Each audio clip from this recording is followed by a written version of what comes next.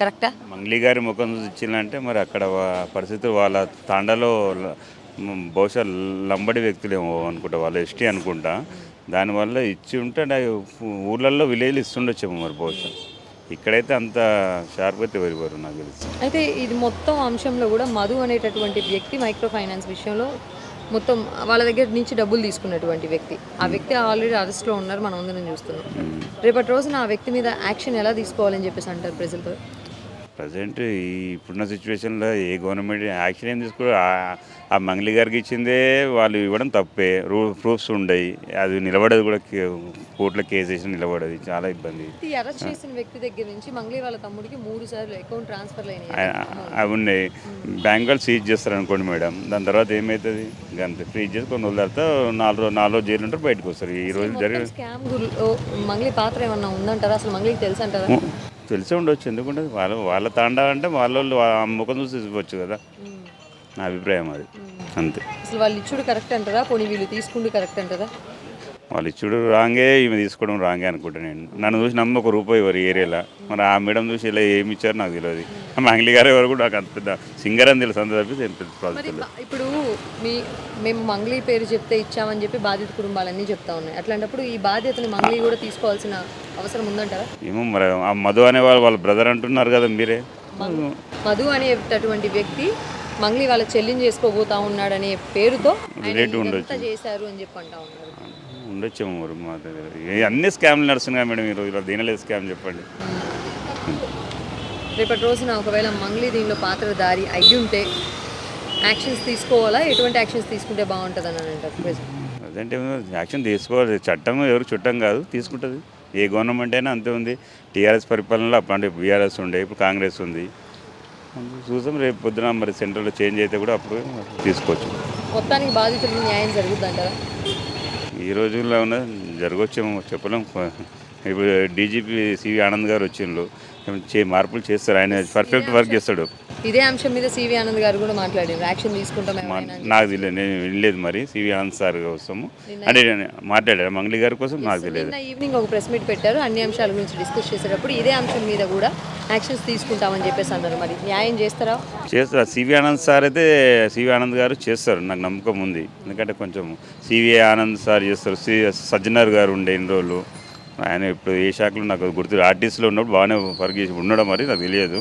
Present చేస్తారు CV Anand sir. కేసులో CV Sajjanar గారు కూడా కొంతవరకు బాధ్యత రహితంగా వ్యవహరించారు. మంగ్లీ రాగానే ఆవిడతో నవ్వుకుంటూ ఫోటోలు దిగడానికి ముందుకు వచ్చారు, కానీ ఈ కేసు గురించి పట్టించుకోలేదు బాధితుల్ని అని చెప్పేసి కూడా అంటారు. అలా ఏముండదు మేడం. చట్టం ఎవరికి చుట్టం కాదు కదా, చేస్తారు. అది మాట్లాడుతారు, మీతో మాట్లాడుతున్నా అంతే తప్పిస్తే గవర్నమెంట్ నాన్ కరప్ట్ ఒప్పుకోదు. ఇలాంటి స్కాములు, చీటింగ్ కేసులు ఈ రోజులలో ఒప్పుకుని లేదు. పిల్లల కానుంచి పెద్దవాళ్ళకి అందరికీ తెలుసు, దేని ఒప్పుకోరు మేడం. ఎందుకంటే పిల్లలు ఇప్పుడు ఎడ్యుకేషన్లో ఉన్నారు అందరు, చాలా మటుకు అంత తెలివి తక్కువ లేరు కదా. ఇప్పుడు సివి ఆనంద్ గారు కంపల్సరీ యాక్షన్ తీసుకుంటారు. నాకైతే నమ్మకం ఉంది సివి ఆనంద్ గారి మీద. డీజీపీగా తీసుకున్నారు కదా, నేను ప్రెస్ మీట్ పెట్టినా అన్నారు మీరు, మంచిగా చేస్తారు అతను. ప్రజాపాలన ఏ గవర్నమెంట్ వచ్చినా చేంజ్ ఏముంటుంది. కాంగ్రెస్ రేవంత్ రెడ్డి చేయాలంటే వాళ్ళు ఉన్న మా కాంగ్రెస్ కార్యకర్తలే ఆయన సపోర్ట్ చేయరు. ఆయన చేయాలంటే కాదు. ఇప్పుడు ప్రజాపాలన హైడ్రాన్ ఉంది, ఆ కొండలరెడ్డి సార్ కూలగొట్టరు. మన కేసీఆర్ సార్ ఉన్నప్పుడు అది వేరే, అందరూ చూసుకున్నాడు.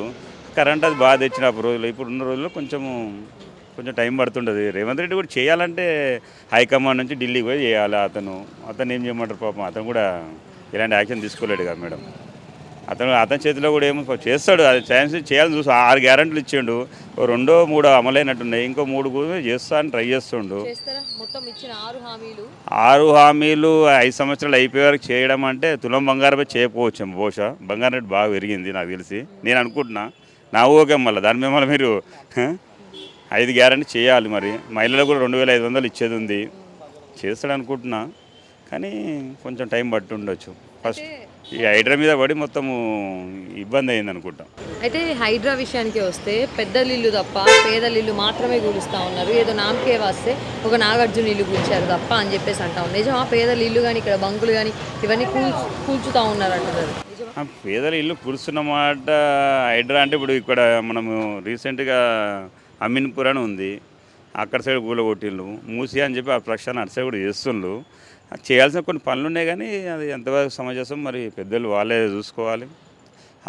ప్రతిపక్షం ప్రజాపక్షం ఉన్నాయి, రెండు ఉన్నాయి, పాలకపక్షం ఆ రెండు చూసుకొని చర్చించుకొని అసెంబ్లీలో కూడా మాట్లాడుకుంటే బాగుంటుంది. కొంతవరకు ప్రజలు ఏమంటా ఉన్నారంటే ప్రజలకి ఇల్లు ఇవ్వాలి, ప్రజల కష్టాలు పట్టించుకోవాల్సింది పోయి కూలగొట్టుకుంటా పోతా ఉంది ఈ ప్రభుత్వం అని చెప్పేసి అంటా ఉన్నారు. నిజమంటారా? ఈ ఎవరి అభిప్రాయాలు వాళ్ళకు ఉంటాయి మేడం. కూల కూడా కొంతమందికి సంతోషం ఉంటుంది. మా లాంటి వాళ్ళు కూల కొడినందుకు కొంచెం బాధ ఉంటుంది. అరే మా డబ్బా పోయిందే, ఈ దీని మీద జీవనాధార ఉపాధి ఉండే మాకు అని చెప్పి కొంచెం ఇది బాధ ఉంటుంది. ఈ రూడ్ కూడా 100 మంది 1000 మంది దాకా పోతుండ్రు. వాళ్ళబ్బా అప్పుడున్న టీఆర్ఎస్ గవర్నమెంట్ చేయలేరా, ఈ కాంగ్రెస్ గవర్నమెంట్ అని పనిచేస్తుండ్రా ఈ రేవంత్ రెడ్డి అనేటోడు అని చెప్పి అనుకుంటున్నారు. అలాంటి వ్యక్తుల వల్ల పార్టీకి కొంచెం మైలేజ్ కూడా రావచ్చు, ఓట్లు ఎక్కువ పడవచ్చేమో. మొత్తానికి తెలంగాణ సాధించుకున్న తర్వాత బీఆర్ఎస్ పాలన బాగుందంటారా, కాంగ్రెస్ పాలన బాగుందంటారా?